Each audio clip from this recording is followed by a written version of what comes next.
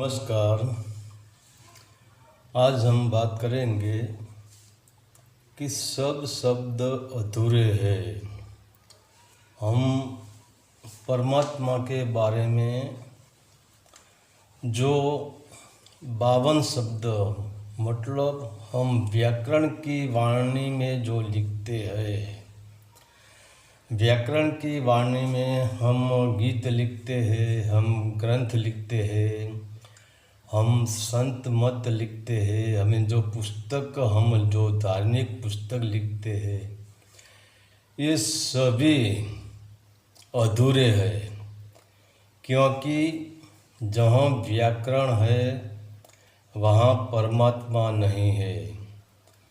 तो आजकल असंख्य संप्रदाय बढ़ता ही जाता है और साथ साथ में असंख्य गुरुओं भी बढ़ते जाते हैं और हर गुरुओं अपनी अपनी बुद्धि से नया मार्ग बनाने में लगा है।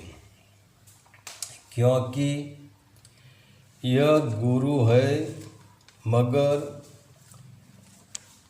अहंकार के गुलाम है।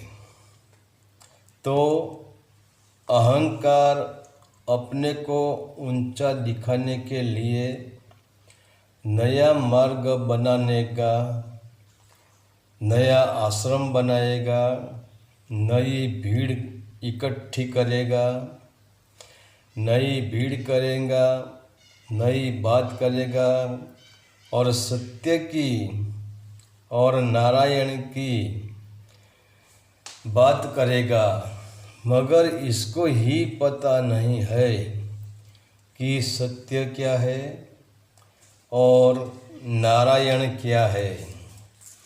तो परमात्मा के बारे में कोई भी गीत रचता है, कोई पुस्तक लिखता है, कोई सत्संग करता है या परमात्मा के नाम के जो भजन गाते हैं, वह सब अधूरे हैं।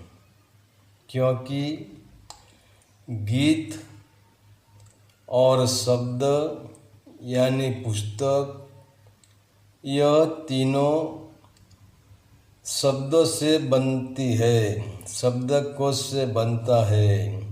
और बड़ी मज़े की बात यह है कि यह हम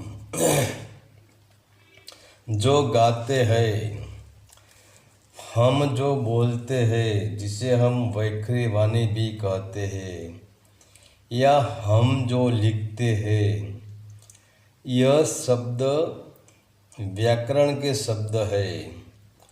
और व्याकरण शब्द का वर्णन हो सकता है। तो जिसका वर्णन हो सकता है वह शब्द पूरा कैसे हो सकता है।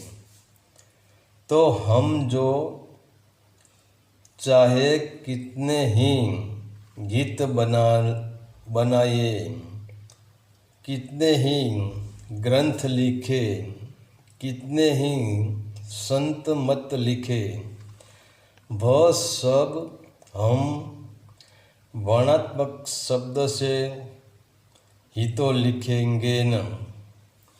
तो वह गीत, वह ग्रंथ कैसे पूरा हो सकता है। क्योंकि परमात्मा और वर्णात्मक शब्द को कोई संबंध ही नहीं है।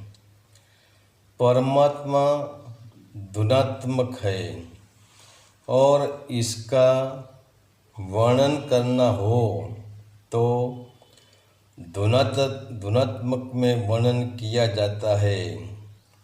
धुनात्मक में लिखो तो परमात्मा सच है, मगर धुनात्मक शब्द न लिखा जाता है, न बोला जाता है और न हम इसकी व्याख्या भी कर सकते हैं। क्योंकि जब यह पूरा अस्तित्व की उत्पत्ति नहीं हुई थी, तब भी यह ध्वन्यात्मक शब्द की गुंजन कर रही थी। और जब यह अस्तित्व का महाप्रलय हो जाएगा, न बचेंगे पंच तत्व, न बचेंगे सूर्य, चंद्र, तारा, नक्षत्र, और न बचेंगे देवी देवता, और न बचेंगे ब्रह्मा विष्णु महेश। तब भी वह ध्वन्यात्मक शब्द की गूंजती ही रहेगी। तो वही परमात्मा का असली नाम है, वही परमात्मा का असली मंत्र है, और वही परमात्मा का असली रूप है। तो जैसे एक इंसान को प्यास लगी है और एक इंसान को भूख लगी है, तो जिसको प्यास नहीं लगी है, जिसको भूख नहीं लगी है, वह स्टेज पर बैठकर लाउड स्पीकर में पानी के नाम पर बड़ा लेक्चर दे सकता है। वह पानी के नाम की कथा कर सकता है। वह पानी के गीत भी गा सकता है। अगर प्यास लग गई तो इनके लिए यह गीत, यह कथा, यह किताब व्यर्थ हो जाती है, क्योंकि शब्दों से क्या कभी किसी की प्यास बुझी है?